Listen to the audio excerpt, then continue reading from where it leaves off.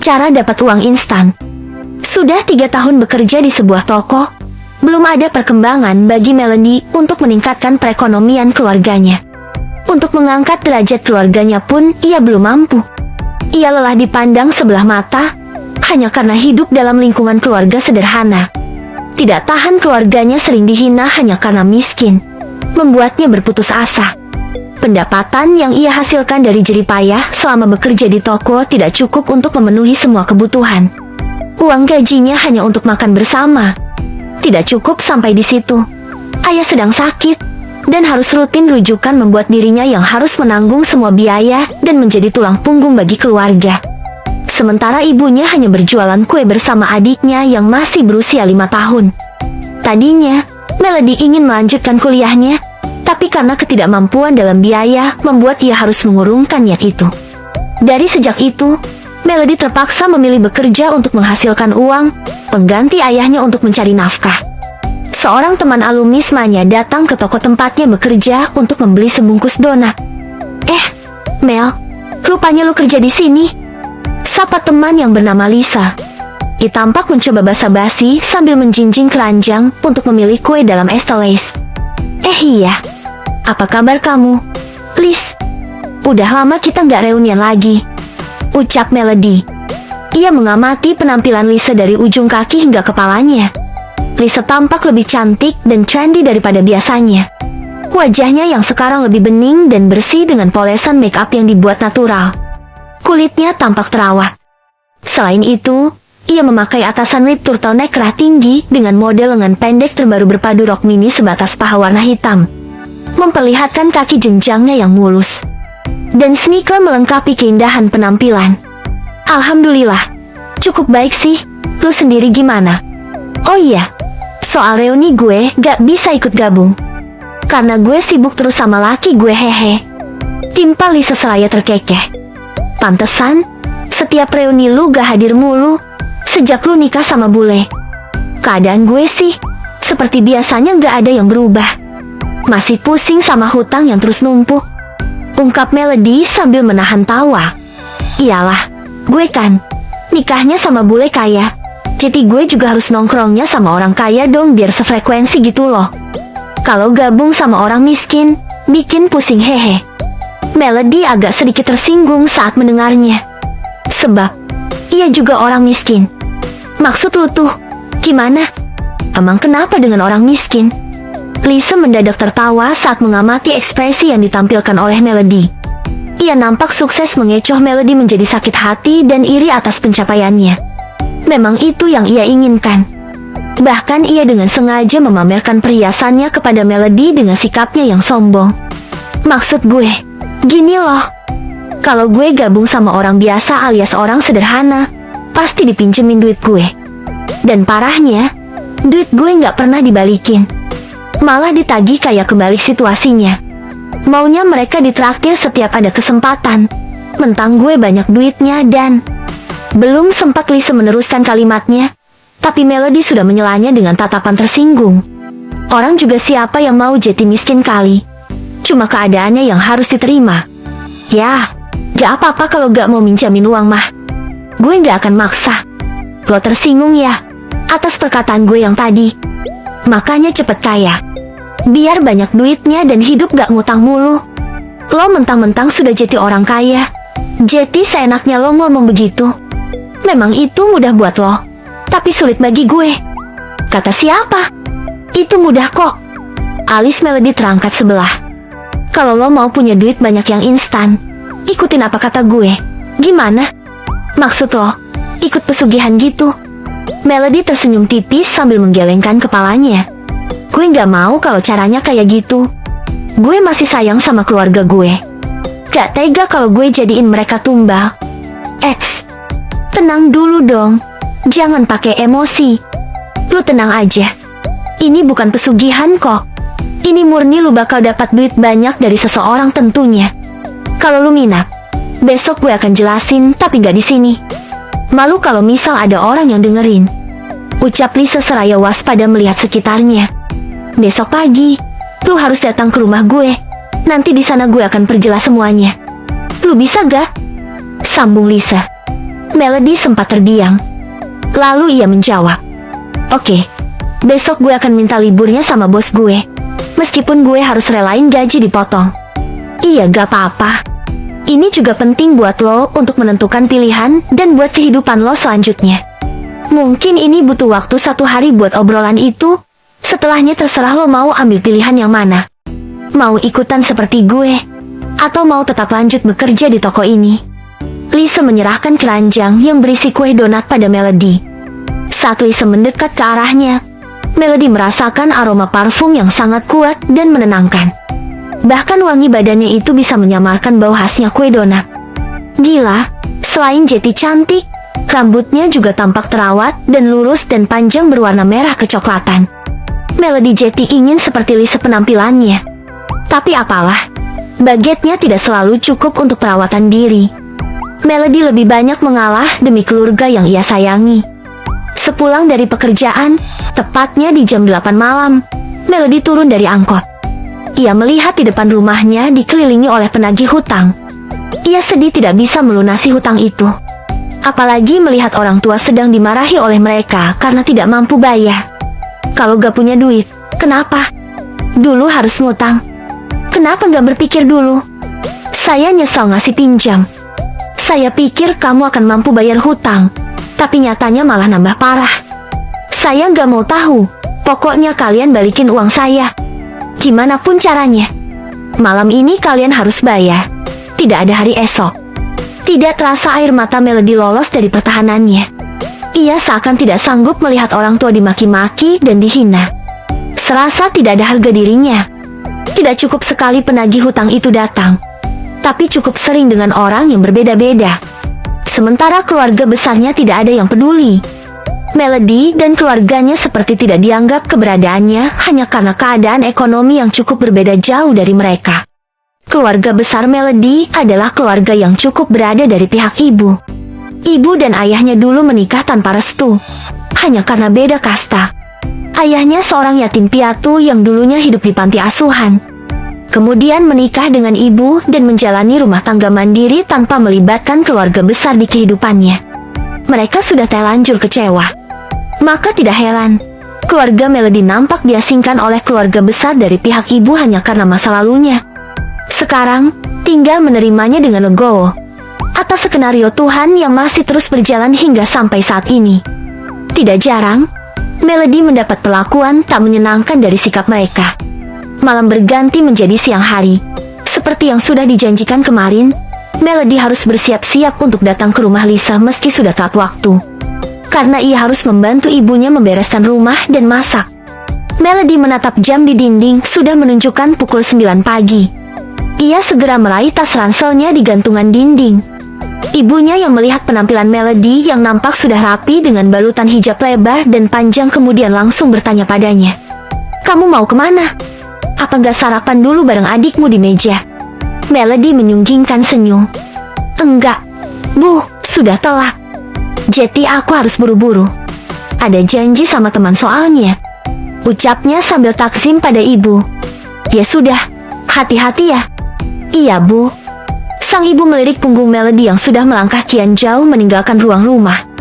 Ia kembali pada aktivitasnya dalam menyuapkan suaminya yang tengah duduk di atas kursi roda. Tubuh suaminya belum mampu bergerak sendiri, karena lumpuh total akibat kecelakaan kerja. Jetty, ketika butuh sesuatu, istrinya lah yang harus selalu siap siaga. Karena itu, istrinya udah berhenti bekerja demi mengurus suaminya yang tengah sakit. Soal keuangan hanya bisa mengandalkan dari Melody. Sesampainya di rumah Lisa, Melody disuguhkan berbagai macam makanan mewah dan lezat di atas meja. Semuanya terlihat enak dan menggiurkan, bikin Melody menelan ludah saat memandangi makanan itu. "Mel, ayo diminum dulu tehnya. Nanti cepat dingin," bujuk Lisa. Iya." Melody menyeruput teh hangat itu, lalu meletakkan kembali di atas meja. "Suami kamu kemana?" tanya Melody sambil berbisik. "Ada dong, di rumahnya." Dahi Melody mulai berkerut. "Kalau rumah ini, bukannya rumah bersama?" Lisa tersenyum tipis. "Bukanlah, ini rumah gue sendiri. Mahar dari dia loh." "Wah, hebat. kamu dapat mahar rumah gede gini bertingkat lagi. Suami bule lu kaya banget. Puji Melody. Sebenarnya gue cuma nikah kontrak. Mel. Bola mata Melody melotot tak percaya. Maksud lo? Iya, nikah cuma 2 tahun. Gue gak bisa hidup miskin terus. Gue pengen berkembang. Ya, dengan cara nikah kontrak kayak gini gue punya modal buat bikin usaha gue. Melody mulai merenungkan apa yang diucapkan oleh Lise. Gue nikah sama turis dari Arab Saudi. Dia punya bisnis di Indonesia ini. Meskipun dia sudah punya istri, tapi dia tidak bisa membawa istrinya ke sini. Istrinya lebih sibuk dengan bisnisnya di negaranya. Sementara dia di sini pastinya ada kebutuhan biologisnya yang harus dipenuhi dengan menikahi gue agar bisa dilayanin setiap malam. Melody nampak kaget dengan kenyataan Lise. Ternyata sedang menjalani kawin kontrak. Dia nikahi gue dengan mahar 1 rumah 2 tingkat. Mobil dan usaha gue sudah memiliki cabang di mana-mana. Usaha ini sudah berkembang dan lancar berkat bantuan dari dia. Pokoknya kehidupan gue sekarang udah enak. Apalagi nanti setelah cerai, gue tetap enak karena dapat hadiah uang lagi nantinya sebagai tanda terima kasih ke gue. Karena sudah terpuaskan dengan layanan dari gue. Selain itu, gue juga sering dikasih uang belanja tiap bulan tanpa kekurangan. Gimana? Enakan jadi gue? Melody nampak terdiam. Ia sempat tak percaya soal kehidupan Lise yang terasa beruntung. Kalau lo mau kayak gue, ada orang asing dari Afrika yang butuh wanita buat dijadikan istri sementara. Kalau lo minta gue bakal hubungi suami gue, karena dia masih kerabatnya suami gue. Gue mau, sahut Melody tanpa pikir panjang. Entah apa yang ada di dalam benaknya sampai ia menyetujui tawaran itu. Bahkan hal itu membuat Lise terbahak-bahak. Serius, lu mau? Apa karena lu udah capek hidup miskin ya? Hahaha. Iya, lu benar. Gue capek hidup miskin. Capek dimaki-maki dan dihina. Maka dari itu, gue harus jadi orang kaya yang banyak duitnya biar gak dipermalukan lagi. Ucap Melody terseduh-seduh. Teringat bagaimana ia dan keluarga diperlakukan tidak mengenakan oleh orang lain. Hidupnya begitu menyedihkan. Setelah pertemuan itu, Melody lagi-lagi izin cuti pada pihak toko, dan ia merelakan gajinya dipotong demi bisa bertemu dengan sosok pria asing yang akan menikahinya. Di tempat lain, lebih tepatnya di sebuah villa, Melody diperkenalkan oleh Lise pada John, lelaki jangkung yang akan menjadi suami sementara. Selain mereka, ada juga suami Lise yang bernama Wahid sedang duduk dengan elegan sambil menikmati kopi hangat. Kenalkan, ini namanya Melody, ucap Lise pada John dalam bahasa Inggris. Ayo kamu kenalin, ini namanya John, sambungnya sambil melirik ke arah Melody. Melody dan John saling berjabat tangan. Saat itu, Melody tampak biasa saja. Tidak canggung dan juga tidak gugup. Pikirannya hanyalah tentang uang. Semua demi uang. Ia rela menikah sementara dalam kurun waktu yang dijanjikan. Bahkan sampai rumah pun, ia membayangkan bagaimana ia mendadak menjadi jutawan. Melody, kamu kenapa kok senyum-senyum sendiri? Tanya ibu yang sibuk menyimpan ranjang berisi pakaian milik Melody habis dari jemuran. Melody langsung tersadar dari lamunannya. Enggak kok, Bu. Bantahnya sambil beranjak dari bibir ranjang. Ibunya geleng-geleng kepala. Ya sudah, kamu mandi sana. Udah sore. Kalau sudah mandi, lanjut makan bersama. Mumpung nasinya masih hangat dan baru matang. Iya, Bu. Melody mencegat ibunya yang hendak bergegas keluar kamar. Tunggu dulu, Bu. Ada apa? Ngomong yang jelas. Gak usah ragu-ragu gitu. Aku mau nikah. Bu. Bola mata sang ibu membulat sempurna. Ia terkejut dengan perkataan anaknya. Apa? Kamu akan menikah? Memangnya kamu sudah punya calon? Sudah. Bu, kemarin aku dicomblangin sama teman aku dan kami sepakat menikah secepatnya bulan ini. Apa nggak terlalu cepat ini? Enggak kok. Bu, yang penting bagetnya sudah siap. Timpal Melody dengan senyuman yang makin mengembang. Lakinya orang mana mang? Tanya ibu penasaran. Rasanya Melody tidak tega untuk memberitahu bahwa ini adalah kawin kontrak. Jadi ia terpaksa menutupinya dengan perkataan nikah secara sah. Bahkan ia ingin menyembunyikan identitas calon suaminya yang berasal dari Afrika. Ia mengatakan kepada ibunya bahwa blasteran Indonesia Afrika dan lahir di sana. Keesokan harinya, John datang mengunjungi rumah Melody dengan mobil mewahnya. Tentu kedatangannya menarik perhatian para tetangganya. Bahkan mereka tampak berbisik-bisik dari kejauhan sambil mengamati pria asing itu. Calon suaminya itu dikawal oleh para bodyguard dan dijaga sangat ketat. Namun, bagi Melody tidak peduli dengan keberadaan mereka yang nyinyir. Ia sibuk mengajak John masuk ke dalam rumahnya. Melody memperkenalkan John pada ibu dan ayahnya. Mereka berbicara serius di ruang tamu tentang rencana pernikahan yang akan diadakan besok. Keluarga besarnya yang dulu sering nyinyir nampak ikut nimbrung dan mulai menganggap Melody sama orang tua bagian keluarga dari mereka. Rumah yang biasa Melody dan orang tua tempat ia itu sebuah gubuk reot tak layak huni, kini berganti menjadi sebuah gedung besar dan megah bak istana. Luas dan bertingkat, membuat para tetangga dan keluarga besarnya terpukau dengan rumah yang dimiliki Melody. Katanya itu adalah mahar dari John. Selain itu, Melody diberikan mobil mewah dan sepeda motor yang diparkirkan di dalam garasi. Adiknya yang kecil mulai bisa disekolahkan bertaraf internasional. Kekayaan yang dimiliki Melody bisa membeli mulut mereka yang nyinyir. Mereka yang dulunya nyinyir, kini beralih jadi menyanjung. Semuanya mendadak dekat, sejak Melody punya uang banyak. Beginilah kalau sudah kaya, semua bisa dibeli hanya dengan uang, termasuk harga diri. Semuanya jadi serba mudah, sejak Melody menikah dengan John. Rasanya pernikahan ini nampak aman dan bahagia bagi Melody. Hidupnya tidak kekurangan lagi. Bahkan Melody sampai bingung menghabiskan uangnya karena banyak banget hehe. Namun, kebahagiaan itu nyatanya tidak bertahan lama. Suaminya yang bernama John mulai ringan tangan ketika nafsunya tidak dilayani setiap malam. Apalagi saat sedang sakit, Melody melayaninya dengan setengah terpaksa. Dan akhirnya lama-lama ia tidak tahan dengan suaminya yang mendadak keluar sifat aslinya yang temperamental, suka menih, dan emosian.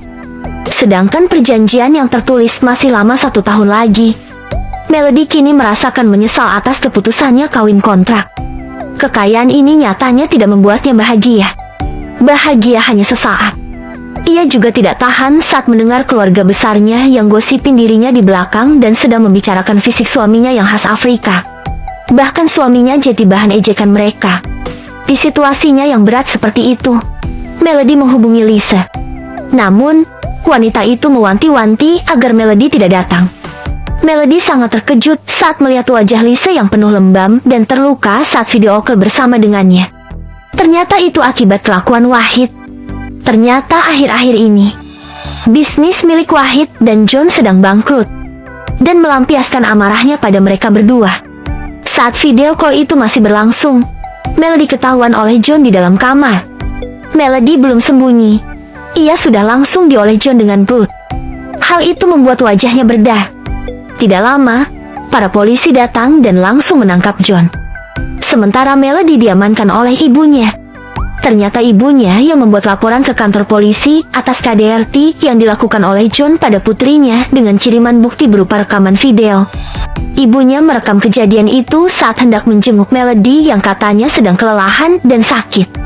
Ibunya tidak menyangka bahwa Melody akan mendapat perlakuan buruk seperti ini. Ia menyesal karena jarang mengunjungi putrinya sampai wajah putrinya sekarang terlihat babak belur. Ini belum terlambat. Ia membawanya ke rumah sakit untuk segera dirawat. Pada akhirnya, Melody memilih menggugat cerai John meski baru nikah setahun. Ia melepaskan statusnya menjadi janda. Bersyukurnya, ia sudah mendapatkan harta bagian atas namanya dari John. Dari kejadian itu, Melody merasakan trauma yang sangat mendalam tentang pernikahan itu. Bahkan ia menyempatkan waktunya untuk mengunjungi psikiater. Bertahun-tahun dalam proses penyembuhan psikis, hingga akhirnya ia telah berhasil sembuh total dan bisa menjalani kehidupan dengan normal. Kini, ia menjadi wanita sukses dalam bisnisnya di bidang kuliner. Bahkan ia sudah memiliki cabang di mana-mana dengan hasil kerja kerasnya menjadi seorang pengusaha yang belajar dari bersama ibu dan adiknya. Ia juga melanjutkan pendidikan kuliahnya untuk mengembangkan diri menjadi lebih baik. Tamat.